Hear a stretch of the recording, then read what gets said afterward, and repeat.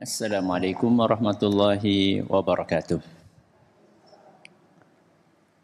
Alhamdulillahi rabbil alamin. Wa bihi nasta'inu ala umuri dunya waddin. Wa sallallahu ala nabiyyina wa sayyidina Muhammadin wa ala alihi wa sahbihi ajma'in, amma ba'd. Kita panjatkan puja dan puji syukur kehadirat Allah Subhanahu wa taala. Pada kesempatan pagi menjelang siang yang berbahagia kali ini, tanggal 21 Ramadan 1442 Hijriah, atau yang bertepatan dengan tanggal 3 Mei 2021, kita masih kembali diberi kekuatan, kesehatan, hidayah serta taufik dari Allah Jalla wa'ala, sehingga kita bisa kembali mengikuti pengajian rutin muslimah Senin pagi di Masjid Manarul Ilmi di Komplek Pondok Pesantren Tunas Ilmu di Desa Kedung Wuruh Purbalingga ini. Kita berharap semoga Allah Subhanahu wa taala berkenan untuk melimpahkan kepada kita semuanya ilmu yang bermanfaat, sehingga bisa kita amalkan sebagai bekal untuk menghadap kepada Allah Jalla wa'ala. Allahumma amin. Salat dan salam semoga senantiasa tercurahkan kepada junjungan kita Nabi Agung Muhammad sallallahu alaihi wasallam, pada keluarganya, sahabatnya, dan umatnya yang setia mengikuti tuntunannya hingga di akhir nanti. Ibu-ibu yang kami hormati dan juga segenap pendengar serta pemirsa yang semoga senantiasa dirahmati oleh Allah Azza wa Jalla. Alhamdulillah, pada kesempatan yang berbahagia kali ini kita bisa kembali mengikuti fikih pendidikan anak. Hari ini serial nomor 150 mengangkat tema perhatian kepada anak sejak di rahim. Perhatian kepada anak sejak apa, Bu? Sejak di rahim. Sebagaimana yang kita ketahui bahwa Islam itu adalah sebuah agama yang sempurna, sehingga masalah-masalah yang kadang dianggap remeh oleh sebagian orang pun ternyata diatur di dalam agama kita. Dan ini menunjukkan betapa sempurnanya ajaran Islam. Kalau masalah-masalah yang kecil saja dibahas, apalagi masalah-masalah yang besar. Dan salah satu masalah atau permasalahan besar yang mendapatkan perhatian khusus dalam agama kita adalah mengenai anak. Islam memberikan perhatian yang besar terhadap masalah anak.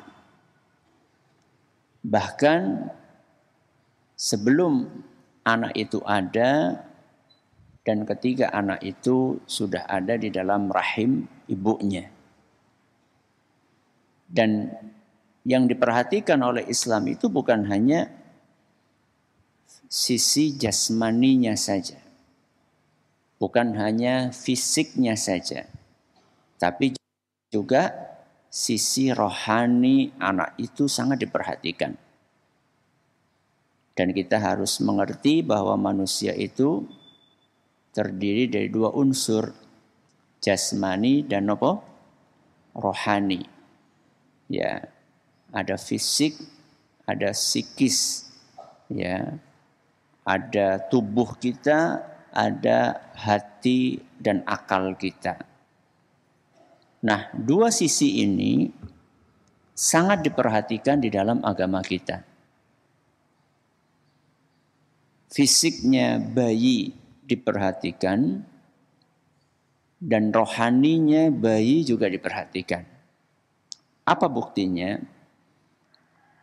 Ada beberapa poin yang akan kita bahas hari ini untuk menunjukkan betapa besar perhatian Islam terhadap anak-anak kita. Poin yang pertama adalah Islam memerintahkan kita agar selektif di dalam memilih calon pasangan hidup. Memilih apa, Bu? Calon pasangan hidup. Kalau mbak-mbak berarti calon pasangan hidupnya adalah mas-mas. Kalau mas-mas berarti calon pasangan hidupnya adalah mbak-mbak. Sengaja saya menggunakan istilah pasangan hidup supaya mencakup istri dan suami.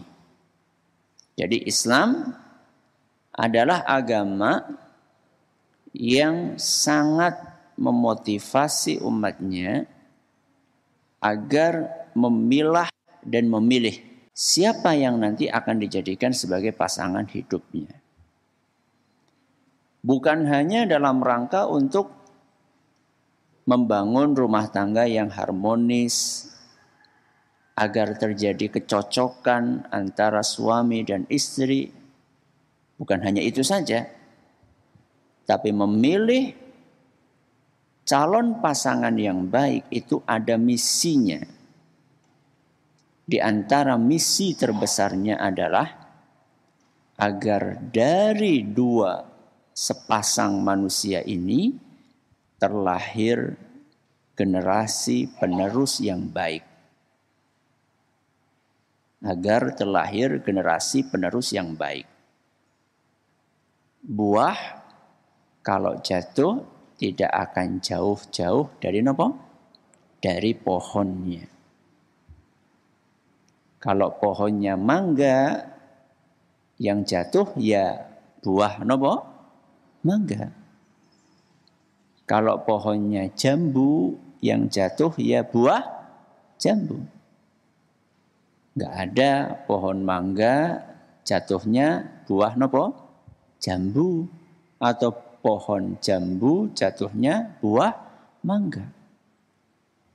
Mari kita perhatikan nasihat yang disampaikan oleh Nabi kita Muhammad sallallahu alaihi wasallam dalam hadis yang diriwayatkan oleh Imam Ibnu Majah dan sanadnya dinilai sahih oleh Imam Al-Hakim.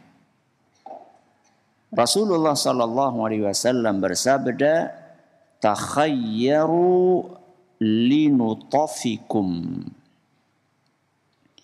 Pilihlah pasangan terbaik untuk menanamkan sperma kalian. Lihat baik-baik. Kita oleh Allah Subhanahu wa taala dikaruniai banyak nikmat. Salah satunya kita diberi oleh Allah sperma. Laki-laki maupun perempuan. Ya. Laki-laki punya sperma, ya, perempuan juga punya. Ya, mungkin beda istilah saja, tapi intinya adalah itu. Nah, modal yang nantinya akan dijadikan sebagai bahan oleh Allah, sebagai bahan penciptaan manusia, bahan penciptaan anak ini, tidak boleh kita taruh sembarangan. Tidak boleh sperma itu kita letakkan sembarangan, itu nggak boleh. Ya. Asal berhubungan badan itu nggak boleh dalam agama kita. Kenapa? Karena sperma itu adalah karunia. Sehingga harus ditempatkan sperma itu di tempat yang layak. Makanya Nabi SAW mengatakan takhayyaru. Pilihlah tempat yang pantas untuk meletakkan sperma kalian. Atau dengan bahasa yang mudah, pilihlah calon pasangan kalian yang baik. Karena pasangan kalian itu di dalam dirinya nanti kita akan letakkan sperma milik kita. Ya. Jadi jangan sembarangan. Jangan sembarangan dalam memilih pasangan. Orang asal ketemu nang bis, ya, duduk di samping kita seorang, kalau bapak ya, kalau mas ya seorang wanita, kalau ibu ya sebaliknya, tahu-tahu langsung bojo yuk, ya, nggak bisa seperti itu. Atau ketemu di mall langsung nikah, nggak bisa. Kita harus selektif. Ya, harus selektif. Memilah dan memilih siapa yang nanti akan dijadikan sebagai ayah dari anak kita. Ini kalau bicara ibu-ibu. Dan siapa yang nanti akan dijadikan sebagai ibu untuk anak kita. Ini kalau bicara bapak-bapak. Jadi pasangan yang akan kita pilih ini kelak jika Allah menakdirkan dia akan menjadi ayah atau ibu dari anak yang merupakan keturunan dari kita. Karena itulah Nabi SAW menjelaskan, takhayyaru linutafikum. Pilihlah pasangan terbaik untuk menanamkan sperma kalian. Wankihul akfa'a wa ankihu ilaihim. Nabi melanjutkan, SAW melanjutkan nasihatnya, menikahlah dengan orang-orang yang sepadan dan nikahkanlah putrimu dengan mereka. Perhatikan di sini ada dua, wangkihu dengan waangkihu. Ini kalimatnya mirip tapi maknanya berbeda. Nikahilah dan nikahkanlah. Kalau nikahilah berarti tertuju kepada si calon suami. Ya, nikahilah. Wahai para laki-laki yang pengen nikah, nikahilah pasangan yang sepadan. Calon pasangan yang sepadan. Kalau nikahkanlah berarti ini perintah tertuju kepada siapa? Para wali. Wali dari siapa? Wali dari para perempuan. Nah, anak-anak gadis. Jadi kalau yang pertama, perintah Nabi itu tertuju kepada para pria yang akan menikah. Ya, kalau perintah yang kedua tertuju kepada para wali wanita atau putri atau gadis yang akan menikah. Intinya di sini Nabi SAW menyuruh kita untuk mencari pasangan yang sepadan. Sepadan apanya Bu? Kekayaannya atau kegantengannya atau kecantikannya atau kesolehannya? Sepadan apanya? Atau keningratannya? Anake raja ya nikahnya karo anake raja gitu. Anake PNS ya nikahnya karo anake PNS. Begitu atau bukan Bu? Bukan? Oh, berarti apanya yang sepadan? Yang paling pokok adalah sepadan kesolihannya. Jadi kalau misalnya ibu-ibu itu punya putrinya ibu itu rajin sholat 5 waktu, jadi jangan sampai putri ibu itu panjenengan bolehkan menikah dengan laki-laki yang tidak sholat. Sepadan apa mboten? Sepadan atau tidak? Enggak sepadan. Wong putrine ibu rajin sholat 5 waktu, kok dibolehkan dilamar oleh laki-laki yang enggak nopo? Enggak sholat, itu enggak sepadan. Ya. Sepadan itu bagaimana? Sepadan itu ya kalau ibu punya putri dan dia rajin sholat 5 waktu, maka calon suaminya ya harusnya rajin sholat 5 waktu. Bahkan kata para ulama, harusnya malah level calon suami, level kesolehannya harusnya malah lebih nopo? Lebih tinggi. Kenapa, Bu? Karena akan jadi pemimpin, akan jadi imam. Ya. Akan jadi imam buat istrinya. Kan lucu. Si gadisnya pinter baca Quran, terus prianya nopo? Gak bisa baca Quran. Kan lucu. Yang akan jadi imam siapa? Laki-laki atau perempuan? Laki-laki. Ya. Berarti kalau misalnya putri jenengan itu rajin sholat 5 waktu, idealnya calon suaminya itu selain rajin sholat 5 waktu juga rajin nopo? Sholat sunnah. Ya, idealnya seperti itu. Karena level kesolehan suami itu idealnya lebih tinggi daripada level kesolehan siapa? Istri. Ya. Atau minimal samalah. Ya, yang enggak ideal itu kalau kesolehan suami malah di bawah kesolehannya siapa? Istri. Nah, inilah yang diajarkan oleh Nabi kita Muhammad sallallahu alaihi wasallam. Kembali kepada perhatian kepada anak. Salah satu bentuk perhatian Islam kepada anak adalah di mana ajarannya memerintahkan kepada kita semua agar selektif. Ya. Harapannya ketika kita selektif di dalam memilih calon pasangan hidup, harapannya jika Allah menakdirkan punya anak, maka anak ini berasal dari bibit unggul. Ya, berasalkan dari bibit unggul. Bahkan Bu, di zaman Nabi SAW itu sempat kejadian ada seorang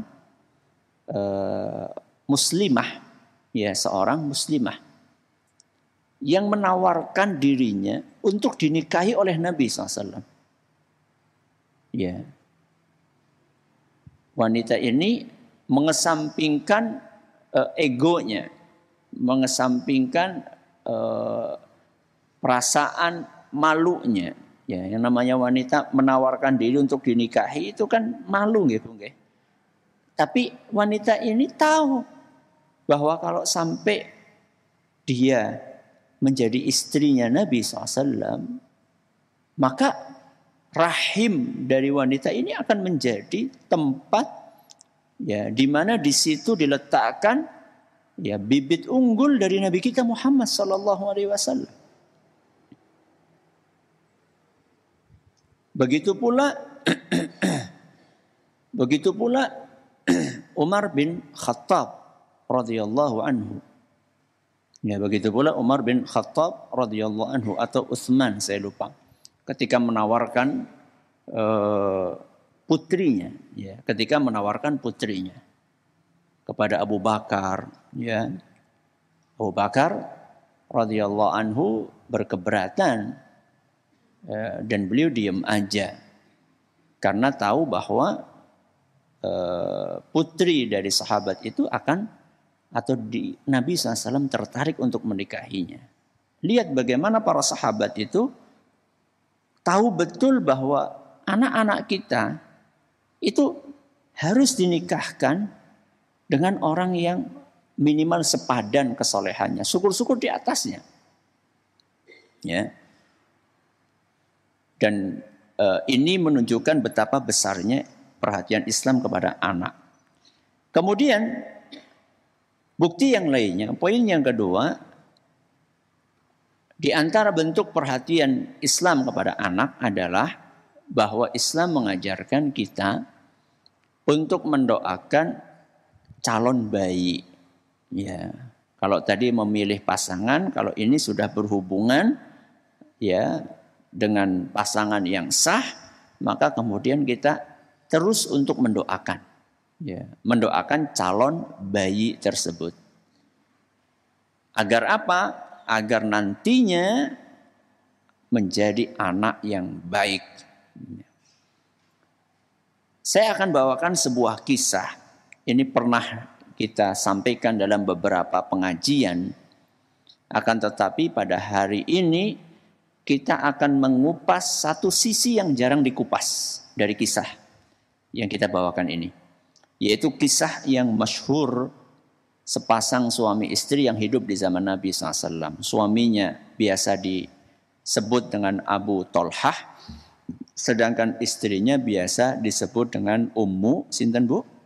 Sulaim. Jadi ada suaminya, siapa tadi? Abu Tolhah, istrinya sinten? Ummu Sulaim. Sepasang suami istri hidup bahagia.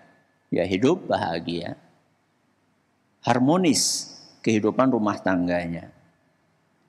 Ya, walaupun demikian tetap ada ujian. Nah, salah satu ujian yang Allah berikan kepada sepasang suami istri ini adalah suatu hari anak mereka berdua sakit keras. Ya. Sakit keras. Maka dirawatlah si anak itu oleh ayah dan ibunya. Hingga suatu saat Abu Tolhah karena ada kepentingan pun beliau pergi meninggalkan rumah dengan berat hati tentunya. Meninggalkan anak lagi sakit itu kan nggak tenang, ya nggak nyaman. Dan subhanallah ketika Abu Tolhah ini sedang pergi, sedang keluar rumah, ternyata justru saat itulah anak beliau wafat, ya menghembuskan nafas terakhirnya. Hanya ditunggui oleh ibunya. Siapa tadi nama ibunya, Bu? Ummu Sulaim. Bisa dibayangkan betapa sedihnya, ya betapa terpukulnya Ummu Sulaim. Namun Ummu Sulaim ini bukan sosok wanita yang baperan, ya kalau istilah sekarang. Bukan sosok wanita yang cengeng. Ya. Ummu Sulaim adalah sosok wanita yang tangguh, yang bisa berpikir jernih. Maka begitu tahu anaknya meninggal dan Abu Tolhah masih di luar rumah, Ummu Sulaim pun berpesan kepada keluarganya, jangan ada di antara kalian yang mengabari Abu Tolhah bahwa anaknya sudah meninggal. Nanti aku yang akan memberi kabar. Ini wanti-wantinya Ummu Sulaim. Kalau ada orang nitip barang, kalau ada orang nitip sesuatu kepadamu, orang itu bilang, Mas, saya titip barang ini, saya mau pergi. Kalau sudah pulang, saya akan ambil lagi barang ini.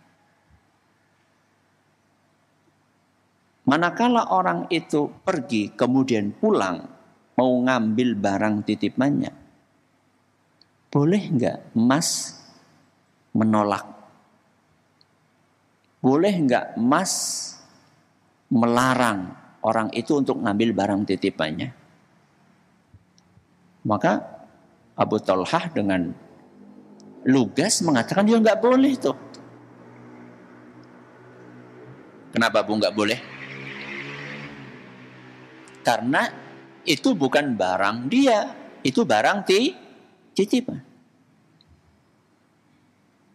Setelah menjawab dengan jawaban seperti itu, dengan jawabannya yakin, ya nggak boleh. Wong itu bukan milik saya kok. Ya terserah, mau diambil lagi sama yang punya. Maka kemudian Ummu Sulaim mengatakan, Mas, anak yang Allah titipkan kepada kita sudah diambil lagi sama yang punya. Atau dengan bahasa lain, anak kita sudah nopo meninggal dunia. Masya Allah nggih. Begitu tegarnya Ummu Sulaim menyampaikan berita tersebut, ya, dan betapa beliau melakukan pendekatan yang sangat cerdas, ya, bikin muqaddimah pendahuluan yang membuat Abu Thalhah pun juga sulit untuk tidak menerima, karena memang kenyataannya tadi baru saja mengakui titipan kalau diambil ya boleh. Nah sekarang anak juga titipan, maka diambil sama yang punya. Apakah Abu Thalhah shock? Shock napa mboten? Kaget, Bu. Bukan hanya kaget, marah Abu Thalhah. Dan salah satu yang bikin Abu Thalhah marah itu kok ya sempat-sempatnya berhubungan badan dengan istrinya padahal anaknya sudah nopo? Sudah meninggal. Marah Abu Thalhah.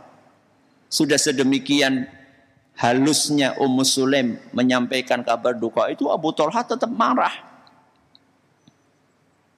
Akhirnya pergi menemui siapa?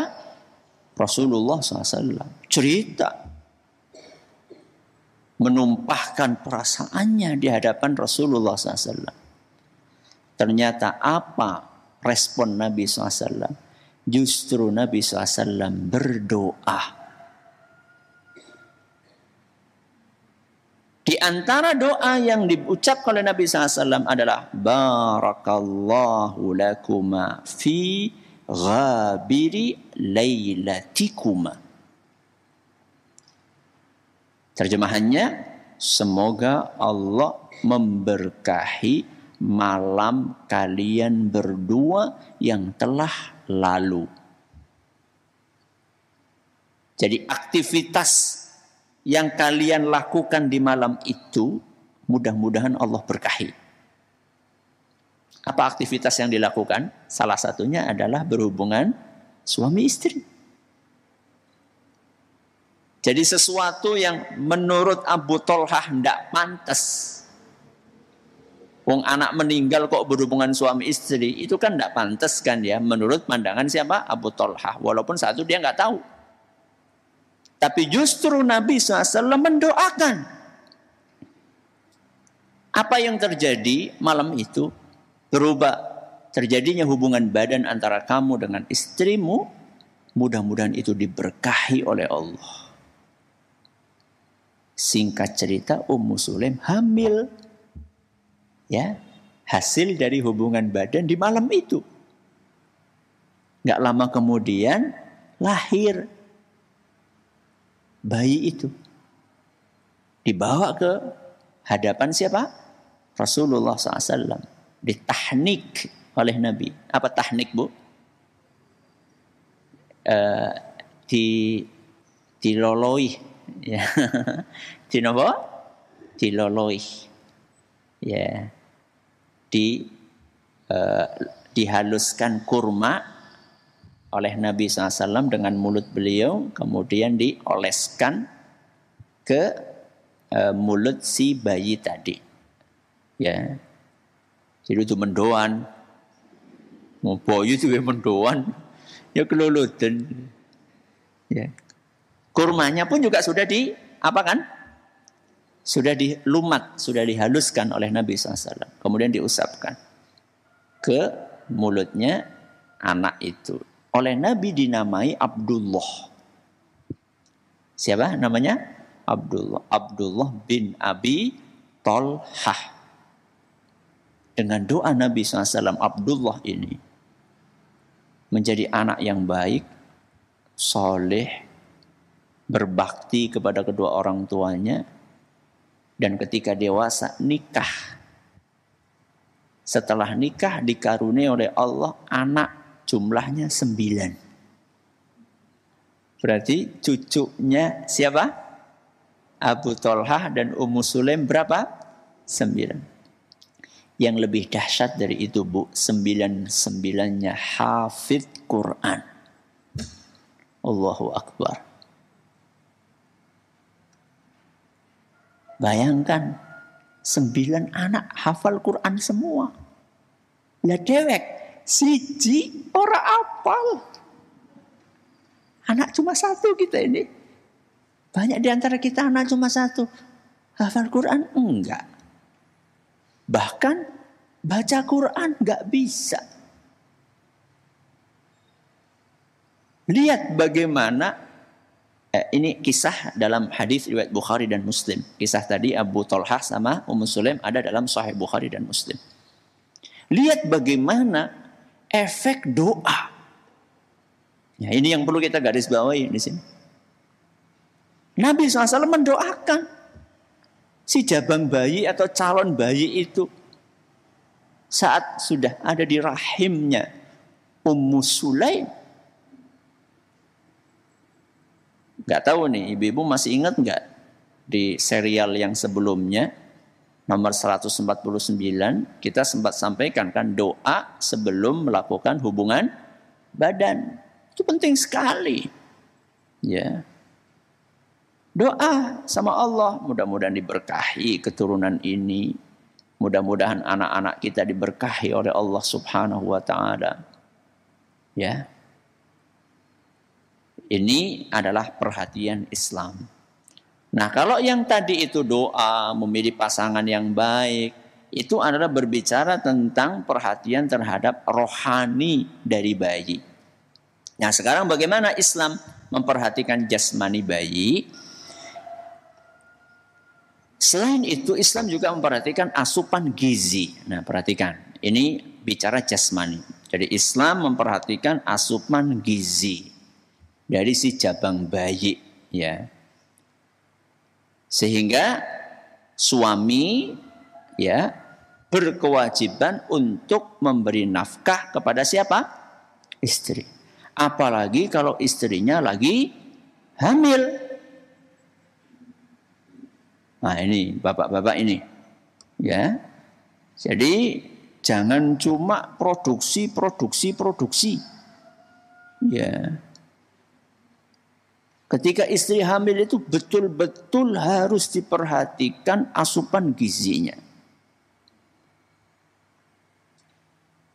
Sehingga suami harus sadar bahwa istri kalau lagi hamil, dia itu makan bukan untuk dirinya tok. Tapi dia juga makan untuk siapa? Untuk siapa? Untuk bayi yang ada di perutnya.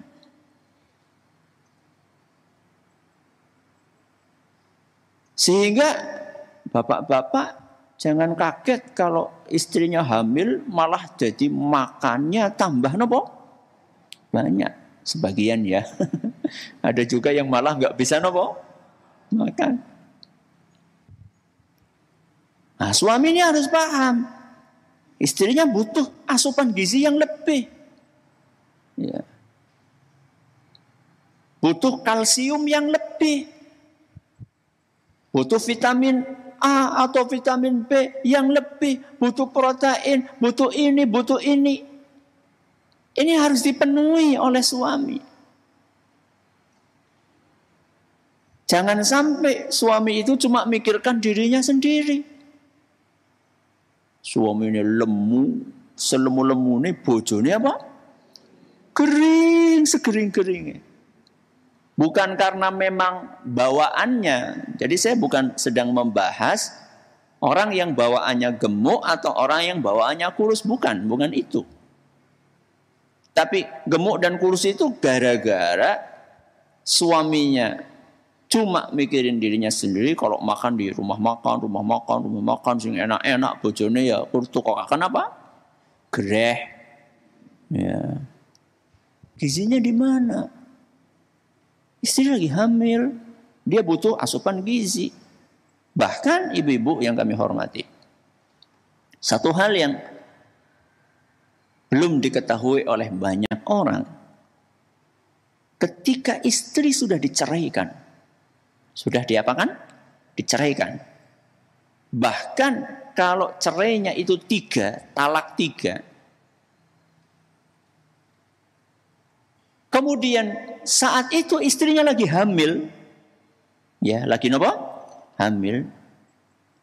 Maka mantan suaminya ini wajib memberi nafkah kepada mantan istrinya sampai jabang bayinya lahir. Jadi kalau lagi hamil 3 bulan, maka selama 6 bulan berikutnya itu tetap suami berkewajiban memberikan nafkah kepada istrinya. Kenapa? Karena demi memberi makan kepada siapa? Si anak. Itu anak esopo. Ya. Betul itu mantan istri, tapi apa ada mantan anak? Wonten apa mboten? Enggak ada. Anak itu darah daging kita. Walaupun Anda sudah menceraikan istri Anda, bahkan talak 3 sekalipun, anak yang ada di dalam perut mantan istrimu itu ya anakmu. Kamu punya kewajiban untuk memberi nafkah. Dan itu Allah tegaskan dalam surat At-Tolaq ayat 6. Surat apa, Bu? At-Tolaq ayat 6. Ya, At-Tolaq itu artinya perceraian. Satu surat namanya At-Tolaq untuk membahas hukum-hukum perceraian dan yang lainnya. Kata Allah Azza wa Jal, wa in kunna ulati hamlin fa'anfiqu alaihinna hatta yada'na hamlahunna. Jika mereka, maksudnya istri-istri yang telah ditalak itu sedang hamil, maka berikanlah nafkah kepada mereka hingga mereka bersalin, alias sampai anaknya nopo? Lahir. Coba sekarang Bu, lihat. Bandingkan dengan praktek sebagian orang yang menceraikan istrinya dalam keadaan hamil, nggak dipedulikan lagi. Sudah bareng sama istri mudanya, sama Mahmudnya, mamah mudanya. Udah lupa sama Mahmud, berarti kalau mahtu apa? Udah lupa sama mamah tuanya, ya. Gak boleh kayak gitu. Zolim namanya. Ya. Nah lebih zolim lagi, belum cerai nggak ngasih nopo? Nafkah. Bojo ditinggal. Golet bojo maning tinggal maning. Apa ini? Ya. Laki-laki yang seperti itu di hari kiamat nanti akan mempertanggungjawabkan perilaku zolimnya kepada istri dan anaknya. Ya, na'udzubillahi min dzalik. Ini perhatian kepada jasmani, ya, fisik anak. Contoh yang lain, Islam memperhatikan kesehatan janin. Ya, memperhatikan kesehatan apa? Janin. Sampai segitunya Islam memperhatikan puasa Ramadan, ya, napa? Puasa Ramadan. Wajib napa mboten? Wajib napa mboten? Wajib, bukan hanya wajib, malah termasuk rukun. Rukun apa? Islam. Ya. Setelah syahadat, ya. Wa tuqimas salata wa tu'tiyaz zakata wa tasuma ramadhana. Ya, setelah salat, setelah syahadat, salat, zakat, terus napa? Puasa Ramadan. Rukun. Puasa yang merupakan rukun Islam saja bisa gugur kewajibannya untuk menjaga janin. Subhanallah. Bayangkan ibu-ibu, para pendengar, para pemirsa. Puasa yang merupakan rukun Islam. Yang ini diwajibkan kepada umat-umat sebelum Islam. saja bisa digugurkan kewajibannya demi untuk menjaga kesehatan janin. Ya. Ibu-ibu yang sedang hamil kemudian mengkhawatirkan kesehatan anaknya jika berpuasa, maka diperbolehkan bagi ibu itu untuk tidak puasa. Ya. Alasannya apa? Menjaga kesehatan bayi dan juga alasan yang berikutnya menjaga kesehatan siapa? Si ibunya. Ya. Bagaimanapun juga bayi itu butuh asupan, kecuali seandainya ada ibu-ibu yang fisiknya kuat. Ada nggak Bu? Ibu-ibu yang hamil fisiknya kuat puasa. Ada? Ada. Tapi kan manusia tidak sama. Jadi jangan paksakan orang lain seperti Anda. Bonyong jeneng kuat, lho kuwi kan jenengan. Tanggane jenengan, tetangga Anda berbeda. Fisiknya nggak sama kayak Anda. Jenengan Masya Allah lemu. Ya dagingnya apa? Akeh. Lah tanggane jenengan kuru banget. Ya. Nggak sama. Ya. Maka di sini diperbolehkan. Kata Nabi SAW, Inna Allah Azza wa Jalla. Sesungguhnya Allah Azza wa Jalla wada'a 'anil musafiri syatras salati was siyam. Sesungguhnya Allah Subhanahu wa taala menggugurkan kewajiban separuh salat dan puasa dari musafir. Napa musafir, Bu? Orang yang bepergian jauh. Orang yang bepergian jauh itu mendapatkan keringanan, separuh sholatnya gugur kewajibannya, dan juga gugur kewajiban puasanya. Nanti saya akan jelaskan separuh sholat maksudnya apa. Wa anil hamili wal murti. Ini yang kita perlu garis bawahi. Dan juga gugur pula kewajiban puasa itu dari wanita hamil dan menyusui. Hadis riwayat Nasai dinyatakan sahih oleh Syekh Al-Albani. Ya, sebelum kita bahas wanita hamil menyusui, saya ingin jelaskan dulu separuh sholat gugur itu maksudnya apa. Orang yang musafir itu diperbolehkan untuk mengqosor. Napa Bu? Mengqosor. Qosor niku nopo? Mengqosor itu artinya meringkas. Salat yang 4 rakaat diringkas separuh. Jadi berapa? 2. Itu maksudnya menggugurkan kewajiban separuh salat. Jadi yang awalnya wajibnya berapa Bu tadi? 4. Karena lagi musafir maka gugur berapa? 2. Tinggal pinten? 2. Itu musafir. Ya, salat yang 4 apa aja? Zuhur, asar, isya. Nah, terus salat yang lain. Maghrib. Pinten? 3. Kalau musafir? Pinten? Ya tetap 3. Gak ada salat 1,5 rakaat. Betul-betul. Tetap 3. Subuh? 2. Wis loro dikurangi maning dari siji banget teman. Ya. Jadi berlaku bagi salat yang 4 rakaat. Dah, sekarang kita pindah tadi hamili wal murdi. Wanita yang hamil dan sedang menyusui.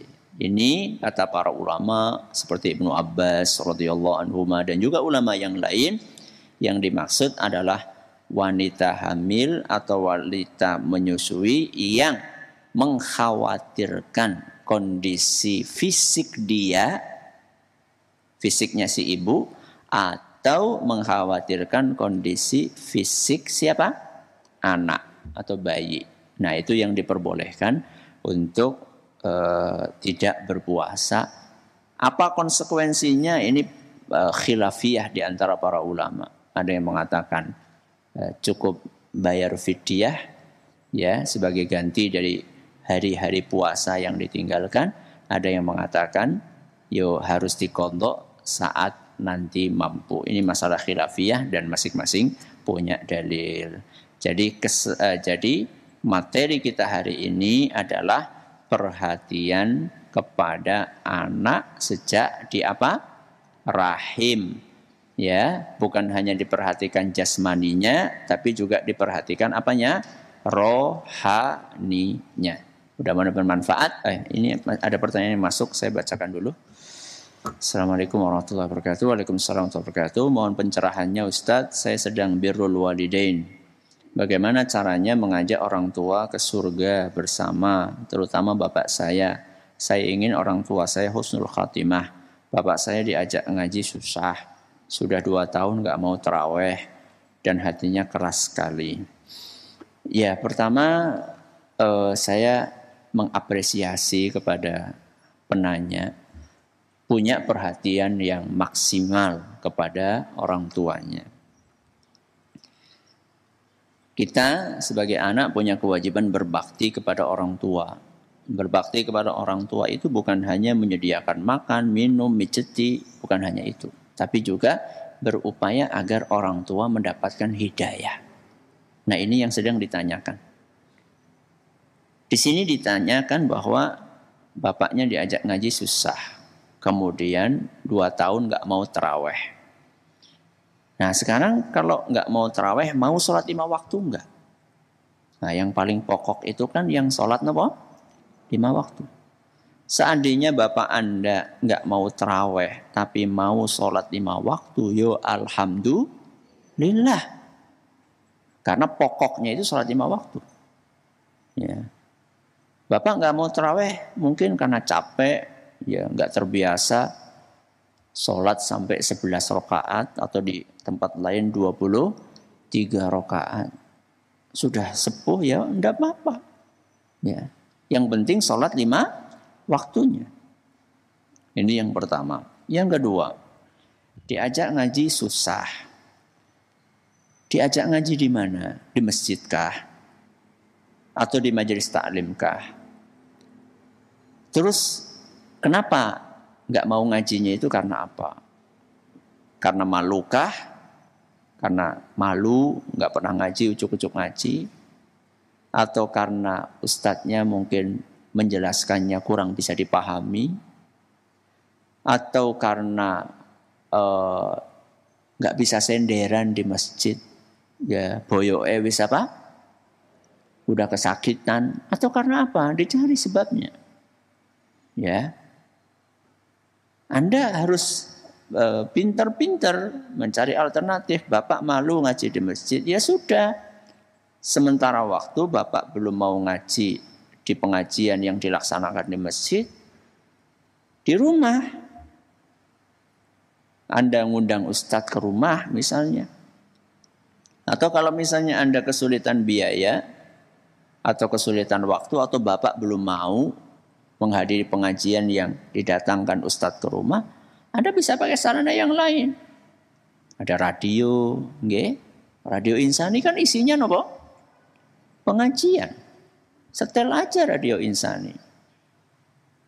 Dengan demikian, orang tua dia mendengarkan pengajian tanpa terasa dia menghadiri pengajian. Ya. Otomatis dia dengerin gitu. Dan kalau cara seperti itu nggak perlu Anda katakan, Pak sini Pak ngaji, sini dengerin nih. Nggak perlu kayak gitu, sudah setel aja. Ya, mungkin ada 1 nasihat, 2 nasihat yang masuk ke telinga beliau, kemudian masuk ke hati beliau. Ya, kemudian hatinya keras sekali, sekeras-kerasnya hati manusia itu dengan izin Allah akan lunak ketika dilunakkan oleh siapa? Oleh Allah. Maka tugas Anda bukan mengatakan hati orang tua keras, Tapi tugas Anda sekarang adalah mendoakan. Ya. Ya Allah lah, ya Allah berilah hidayah kepada ayah kami, ya Allah berilah hidayah kepada ayah kami. Terus gitu Anda doakan. Ya, sebagaimana dulu Abu Hurairah mendoakan ibunya sampai ibunya masuk Islam. Doakan terus. Ya, jangan putus asa. Ya.